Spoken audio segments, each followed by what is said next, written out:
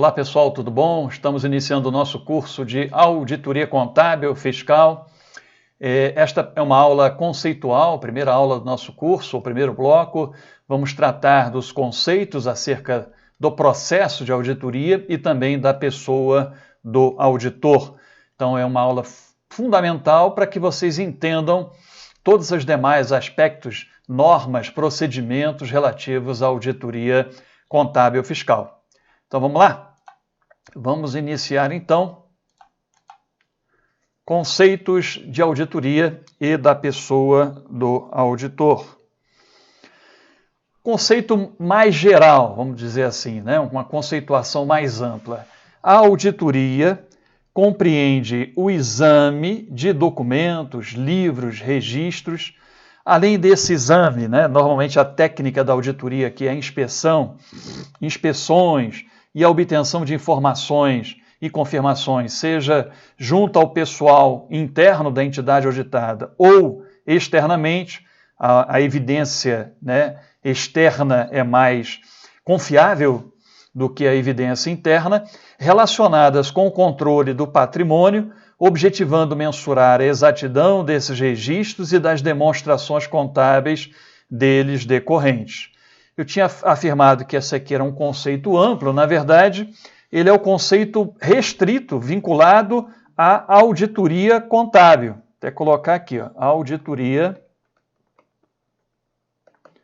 contábil, ou também podemos dizer, ou financeira, cujo propósito é o auditor, cujo propósito é o auditor expressar uma opinião em forma de parecer sobre a adequação das demonstrações contábeis. Então, esse é um conceito vinculado à auditoria contábil. De acordo com o objetivo da auditoria, tem-se, então, essa definição e a tipologia chamada auditoria contábil. Agora, aqui sim, um conceito mais amplo de auditoria. A auditoria é um processo sistemático, disciplinado, técnico, de obtenção e avaliação objetivas de evidência. Perceba aqui, palavra-chave, né, mágica em auditoria. Tudo que se faz em auditoria gira em torno das evidências, informações que o auditor precisa obter para ter segurança razoável para expressar a sua opinião sobre um objeto. Então, o auditor busca evidências, informações sobre determinadas afirmações que são feitas pela administração da entidade auditada. Então, essas afirmações na auditoria contábil são feitas pela administração, pela própria administração, a exemplo das informações contidas no balanço patrimonial, da demonstração de resultado do exercício, nas demonstrações financeiras que são elaboradas e publicadas pela administração. Então, o auditor busca evidências sobre afirmações a respeito de ações e eventos econômicos para verificar, aquilatar o grau de correspondência entre essas afirmações e os critérios estabelecidos. Exemplo, numa auditoria contábil, existem normas, práticas, princípios contábeis a serem respeitados pela administração nos registros contábeis na elaboração das demonstrações. Então, o auditor vai verificar se as afirmações contidas nas demonstrações contábeis estão ou não aderentes em conformidade com esses critérios, normas, práticas e princípios contábeis. E vai apresentar uma comunicação de resultado a usuários interessados. Nessa definição de auditoria, perceba que existem três partes relacionadas, né? A administração da entidade, a administração que elabora as demonstrações contábeis, temos o auditor, de forma independente, vai aplicar procedimentos para verificar se as afirmações contidas nas demonstrações contábeis estão aderentes em conformidade com os critérios estabelecidos, e o resultado, comunicado em relatório, parecer, opinião do auditor, aos usuários dessa informação contábil, os acionistas de uma forma geral, investidores, o público de uma forma geral, sociedade e o fisco. Então, perceba que existem 3 partes numa auditoria. Então, resumindo aqui, vou deixar mais claro para vocês. Em que consiste, então, o conceito amplo de auditoria? Consiste no auditor aplicar procedimentos de auditoria sobre determinado objeto, no caso aqui o exemplo de uma auditoria contábil, o objeto seriam as demonstrações contábeis, para verificar se essas demonstrações contábeis foram elaboradas em conformidade com os critérios utilizados. Que critérios são esses?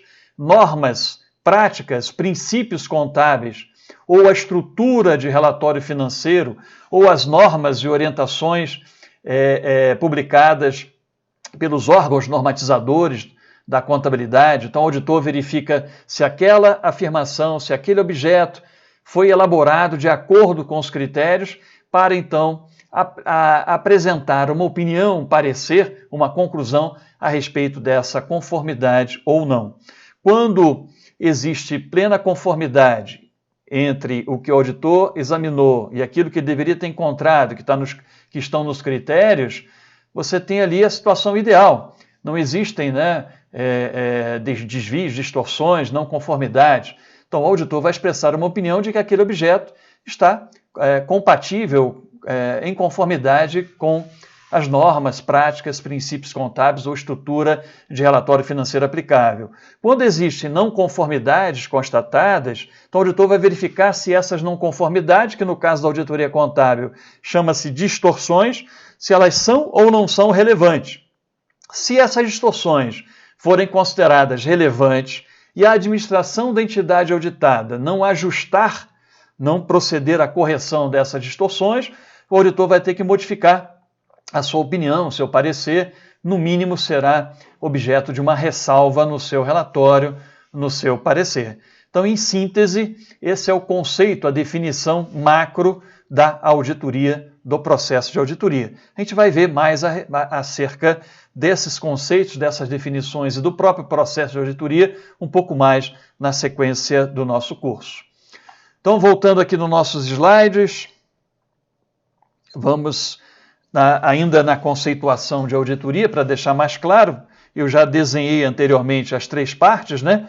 Temos o auditor, a administração responsável, colocar aqui fora, não está aqui, a administração,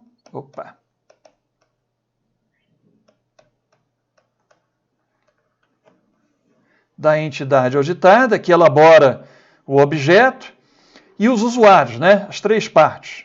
Parte responsável, o auditor que vai expressar sua conclusão, opinião, e quem vai consumir a informação, tomar decisões econômicas baseadas nas demonstrações contábeis, acompanhadas do relatório, do parecer, da opinião do auditor.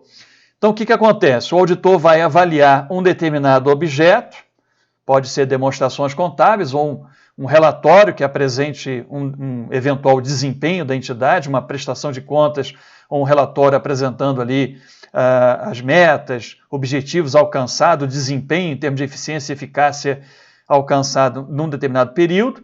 O auditor, então, vai avaliar esse objeto, a situação encontrada e comparar com o critério, aquilo que ele deveria ter encontrado.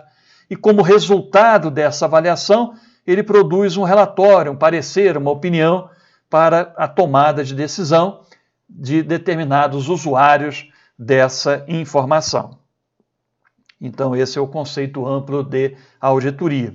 Vamos agora ao conceito relativo, os conceitos relativos à pessoa do auditor, são aquelas normas relativas à conduta ética, né, do auditor, normas ditas profissionais. Primeiro aspecto que eu queria destacar aqui com vocês, o auditor contábil tem que ser um contador, necessariamente, com registro no Conselho Regional de Contabilidade. Tá? Agora, para realizar a auditoria contábil, não basta que o auditor seja contador registrado no CRC. Ele tem que ter conhecimento técnico profissional, competência técnica profissional. Exemplo dessa competência, o auditor tem que ter um registro junto aos órgãos controladores, seria importante, além do registro no Conselho Regional de Contabilidade, como nós já havíamos dito. O auditor tem que ter conhecimento também de normas e princípios contábeis, afinal de contas, ele está realizando uma auditoria contábil, e também, por óbvio, das técnicas e procedimentos de auditoria. Também é importante que o auditor tenha conhecimento sobre a legislação da entidade, do negócio, da atividade da entidade auditada. São requisitos, em termos de competência e proficiência, fundamental para a realização da auditoria.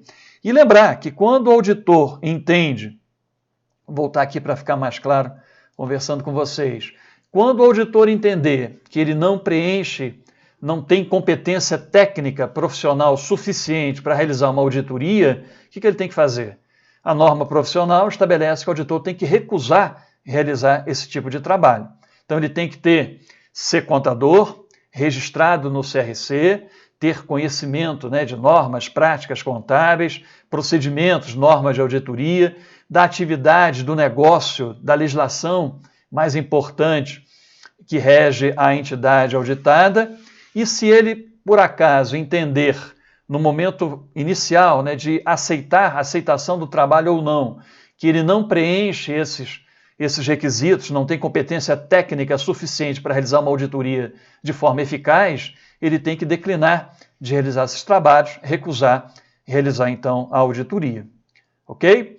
Isso não impede que o auditor eventualmente conte com o apoio de especialistas para ajudá-lo quando ele não tem um determinado conhecimento específico na área jurídica, por exemplo, na área de engenharia. Vamos supor que a auditoria ali requeira um conhecimento aprofundado na área de engenharia e o auditor não tem lá na sua equipe, na firma de auditoria, nenhum sócio ou nenhum outro profissional com essa expertise, pode-se contratar um especialista, o especialista do auditor. O que é um especialista? É todo profissional que não seja auditor nem contador. Então, um advogado, um engenheiro, um profissional que tenha conhecimento estatístico, atuarial, que seja fundamental para a realização daquele trabalho de auditoria. Ok? Vamos seguindo então? Voltando, outro requisito importante da pessoa do auditor. O auditor tem que ser independente e objetivo. Isso requer que o auditor apenas baseie a sua opinião, suas conclusões em evidência, em informação, em prova, em não achismo. O auditor não deve se deixar influenciar por nenhum tipo de preconceito. O auditor tem que manter a sua independência, a sua imparcialidade. Também fatores afetivos podem vir a prejudicar a independência, a objetividade do auditor. E vou chamar a atenção para um aspecto muito importante para a prova. Quando nós estamos falando dessa independência, dessa imparcialidade, objetividade do auditor, é sempre bom lembrar que essa independência e objetividade não é só de fato. Também na aparência, o auditor deve evitar certas circunstâncias que denotem uma perda de independência, de objetividade, de imparcialidade. Se terceiros tomarem ciência daquela circunstância, podem desconfiar do resultado da auditoria. Então, o auditor não só tem que ter preocupação em relação à sua conduta, para que não haja nenhum prejuízo à independência e à sua objetividade, mas também na aparência, evitar certas circunstâncias ou certos conflitos de interesse. Vamos voltar aqui nos slides. Então, independência e objetividade é outro conceito fundamental da pessoa do auditor. O auditor tem que agir com o zelo profissional, aquele cuidado, dever de cuidado devido, sobretudo quando ele formula as suas conclusões, as suas opiniões. Então, o zelo, a prudência é requisito também fundamental, um aspecto ético profissional fundamental da figura do auditor. O auditor tem que considerar a possibilidade da ocorrência de fraude, vamos chamar de risco, embora saibamos que a auditoria, qualquer auditoria que seja, não tem como objetivo primordial, principal, a detecção de fraudes. Não é papel fundamental da auditoria, qualquer que seja, contábil, externa, interna, auditoria mesmo governamental, não tem como finalidade básica, fundamental, detectar, constatar irregularidades, fraudes. Mas, logicamente, que o auditor tem que avaliar o risco de ocorrência de fraude e, se houver algum risco razoável ou significativo, o auditor tem que aprofundar os seus exames para que tenha maior probabilidade, possibilidade de vir a detectar eventuais distorções causadas por fraude. Embora, vamos novamente reafirmar, o objetivo, a finalidade fundamental da auditoria não seja a detecção de fraude. Isso é uma decorrência do próprio trabalho. Outro aspecto fundamental da pessoa do auditor, o sigilo profissional. O auditor não pode revelar a terceiros informações, a não ser naquelas situações excepcionais previstas na legislação. Vamos dizer assim, uma exceção à regra do sigilo profissional a ser mantido, da confidencialidade das informações obtidas durante o trabalho da auditoria, é a própria administração da entidade auditada autorizar que o auditor forneça determinadas informações, ou mesmo papéis de trabalho, documentação de auditoria, obtida durante o processo de auditoria, a terceiros. Se a administração da entidade auditada autorizar por escrito, o auditor pode passar, então, parte dessa documentação ou algumas informações a terceiros. Então veja que esse sigilo profissional ele é meio relativizado, existem exceções à regra. Quando a legislação exige ou a legislação não proíbe que o auditor transmita informações a terceiros, ou a própria administração da entidade autorize que o auditor passe essas informações a terceiros, então não há que se falar na questão da proteção da informação, do sigilo, da confidencialidade.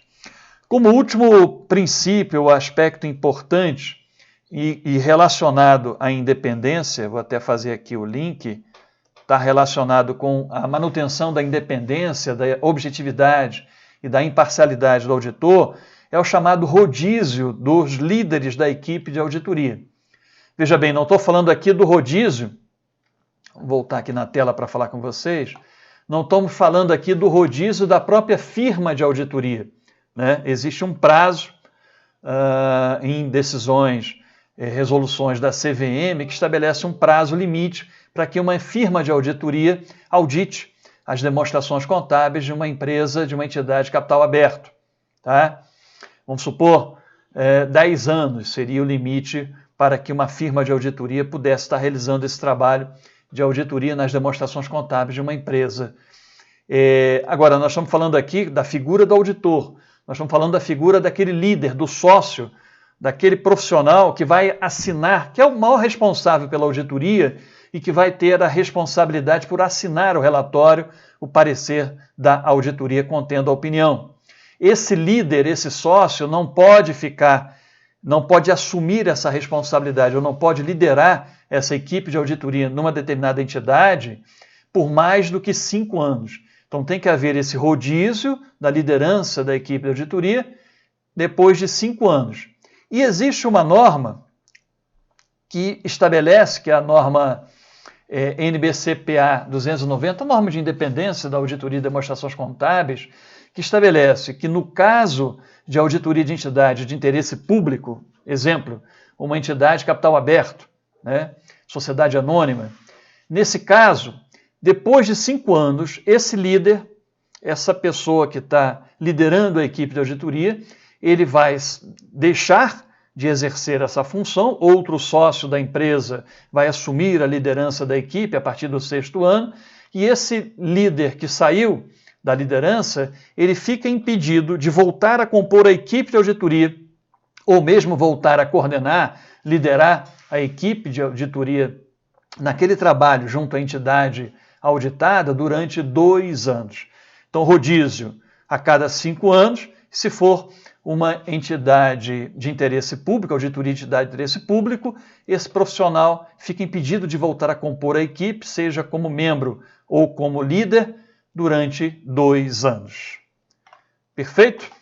Voltando então, vamos dar sequência. O que falta aqui para a sequência da nossa aula inicial a respeito dos conceitos de auditoria da pessoa do auditor? Nós falamos da competência, né, proficiência do auditor. Existe uma norma inclusive não é nem norma profissional, é uma norma, colocar aqui, a NBCTA 230, que nós vamos estudar, a de documentação de auditoria, nós vamos estudá-la, porque cai muito em prova essa norma a respeito de documentação de auditoria. Um dos aspectos regulados nessa norma de documentação de auditoria é justamente uma série de necessidades que o auditor tem que documentar as informações que ele vai obtendo durante o processo de auditoria. E traz um conceito interessante, essa norma, de auditor experiente. O que seria um auditor experiente para efeito das normas de auditoria independente? Essa NBCTA 230 estabelece. Segundo as normas, auditor experiente é um indivíduo, interno ou externo à firma de auditoria, que possui experiência prática de auditoria e um conhecimento razoável de quais os procedimentos que o auditor tem que ter para ser considerado como experiente, processos de auditoria, normas de auditoria e exigências legais e regulamentares aplicáveis ao trabalho de auditoria. Lembra no início? Conhecer o ambiente de negócios em que opera a entidade, se é um ambiente comercial, industrial, financeiro, enfim. É fundamental que o auditor entenda, conheça esse ambiente de negócio, até porque existem uma série de riscos operacionais envolvendo o negócio, envolvendo a realização das estratégias da organização, que podem impactar negativamente e causar distorções nas suas demonstrações contábeis. E assuntos de auditoria, de relatório financeiro que sejam relevantes ao setor da entidade. Então perceba que são 4 aspectos aqui fundamentais em que se estabelece como requisitos, condições para que um auditor seja considerado como experiente.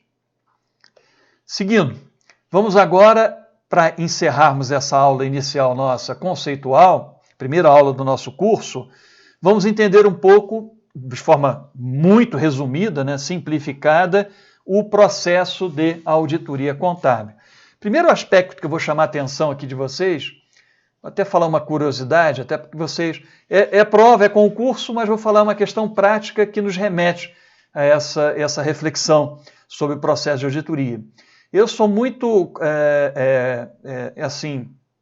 consultado por várias instituições, me pedem muito para que eu organize um curso de auditoria baseada em risco, ok? Então, auditorias internas, entidades, que algumas organizações, entidades de administração indireta que têm auditoria interna me pedem para formar os auditores internos ou dar auditoria para algum órgão também de controle governamental sobre uma auditoria baseada em risco. E eu fico assim, muito preocupado, porque não existe, pessoal, uma auditoria que não seja baseada em risco. Então, se uma instituição de auditoria quer me contratar para que eu ensine a realizar uma auditoria baseada em risco, eu fico me perguntando que tipo de auditoria essa instituição está realizando até então.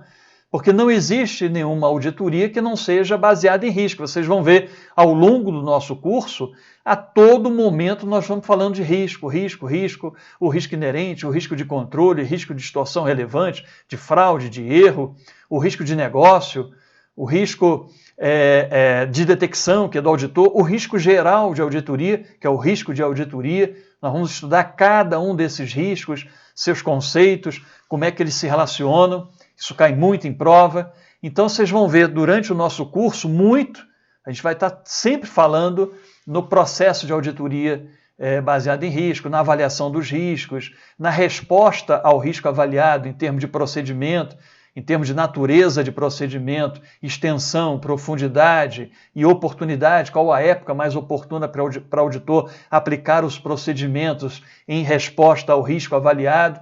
Então, a auditoria é um processo baseado em risco. Perceba aqui no esquema, vou colocar aqui para vocês, perceba que eu não chamei essa etapa aqui no processo, aqui no fluxo simplificado, de planejamento. Vamos colocar aqui, eu poderia ter chamado de uma fase de planejamento aqui. Eu preferi denominar, conforme as normas, uma etapa de avaliação de riscos, que o planejamento está intimamente relacionado à avaliação de risco.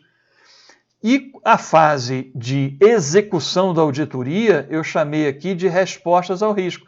Poderia ter chamado da etapa de execução dos exames de campo para obtenção das evidências. Eu preferi chamar de etapas de avaliação de risco e etapas na sequência de resposta ao risco avaliado. Então, olha, veja bem, o auditor parte das afirmações, lembra? Sempre vai verificar se as afirmações estão ou não compatíveis, vamos colocar aqui, coerente com os critérios estabelecidos, né? Lembra?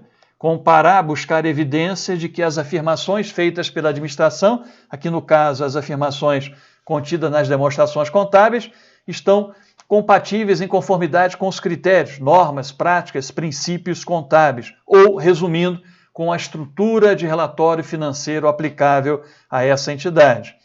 Professor, onde é que estão as afirmações nas demonstrações contábeis? Ora, o balanço patrimonial faz afirmações de que existem determinados ativos em uma data, né? Em uma certa data, 31/12, geralmente. Então, vai se falar no balanço patrimonial de que existe estoque, ativo permanente, né? Não circulante, enfim, vai ser feitas afirmações do balanço patrimonial de que existem em certa data determinados ativos. Da mesma maneira, no lado passivo, que existem determinadas obrigações também naquela data. E o resultado do exercício, o balanço, a diferença entre ativo e passivo. Então, as demonstrações contábeis fazem afirmações. A demonstração de resultado do exercício afirma que ocorreram em determinado período daquele exercício, que as demonstrações contábeis se referem, se baseiam, tanto de despesa, de receita, né? Despesa, custo, receita e a existência do lucro. Então, veja bem, onde é que estão essas afirmações da administração da entidade numa auditoria contábil? Nas próprias demonstrações contábeis. Então, o auditor parte das afirmações contidas nas demonstrações contábeis e vai avaliar o risco de que essas afirmações contenham distorções, não estejam em conformidade com os critérios estabelecidos. Então, ele vai avaliar o risco, nessa etapa aqui importante, e, como resposta aos procedimentos de avaliação de risco, ele vai elaborar um plano de auditoria, tá? Um plano de auditoria tem a estratégia global, vou dizer assim, como do resultado aqui do planejamento, tem uma estratégia global da auditoria, estratégia geral, o alcance da auditoria, os recursos necessários, o prazo e também o plano de auditoria, que é mais detalhado, contém os procedimentos. Então, planejamento faz parte desse momento importante de avaliação de risco. Logicamente que depois do auditor elaborar o plano também vai conter procedimentos de avaliação de risco durante o processo de auditoria, mas vamos colocar aqui intimamente relacionados à avaliação de risco com o próprio planejamento da auditoria. Bom, o auditor buscou um entendimento a respeito da entidade, do seu negócio, dos seus controles internos, conseguiu dimensionar o risco e, para o risco de distorção relevante, ele vai definir um plano como resposta ao risco avaliado. Vai conter aqui os procedimentos de auditoria, exemplo, inspeção documental, de registro, inspeção de itens tangíveis, né? De ativo tangível, inspeção física, a observação, a confirmação externa, a indagação, vários procedimentos de auditoria que nós vamos estudar ao longo do nosso curso. Para quê? Para obtenção de evidência. Lembra? Palavra-chave em auditoria, obtenção de evidência a respeito das afirmações. O auditor vai verificar, buscar evidência e informação se as afirmações contidas nas demonstrações contábeis contêm ou não distorções relevantes. O auditor pode aplicar esses procedimentos com base em teste de auditoria, teste de observância ou teste substantivo. O teste substantivo é o teste mais importante, por isso substantivo, a substância da auditoria. Nós vamos estudar em uma aula específica a diferença entre esses testes, mas eu posso aqui assegurar para vocês, já antecipar, que só é possível para o auditor identificar eventual distorção relevante, por erro ou por fraude, aplicando o principal teste de auditoria, que é o chamado teste substantivo. Bom, O auditor buscou, então, aplicou os procedimentos em extensão, em oportunidade, época adequadas, né? Uma natureza de procedimento adequada ao risco, e vai avaliar essas evidências e verificar se existem ou não distorções. Distorção é a diferença, aqui ó, distorções é a diferença entre o que foi contabilizado, o que foi divulgado na demonstração contábil e aquilo que deveria ter sido contabilizado, divulgado na demonstração contábil. Então existem distorções, diferenças entre o que está contabilizado e o que deveria ter sido contabilizado, com base nas normas, princípios, práticas contábeis, e o auditor vai verificar, avaliar se essas distorções são ou não são relevantes, para que ele possa, ao final desse processo, formar a sua opinião.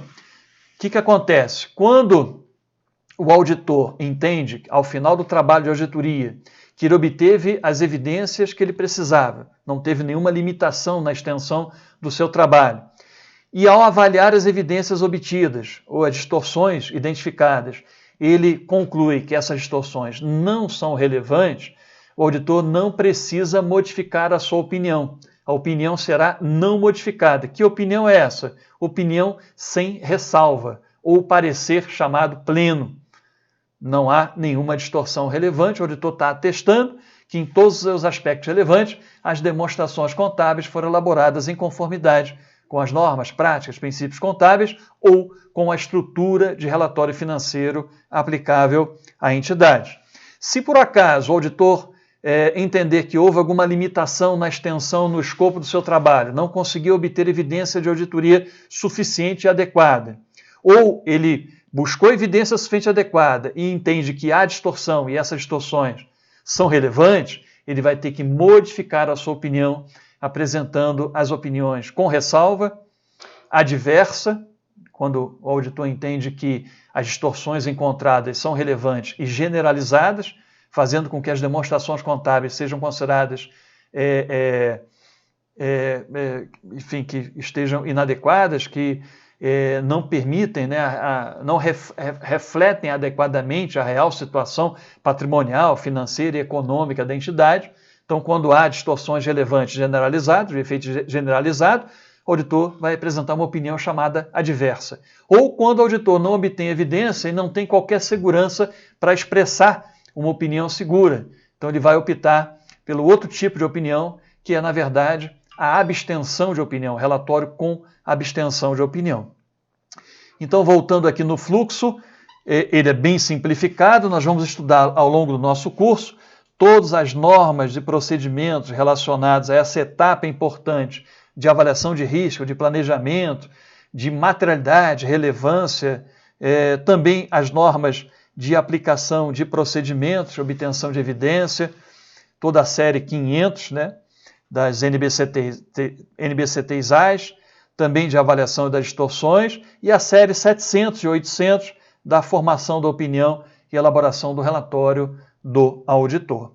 Com isso, nós concluímos, então, essa nossa primeira aula do nosso curso de Auditoria Contábil. Pessoal, grande abraço, bons estudos e até a próxima aula do nosso curso. Até lá!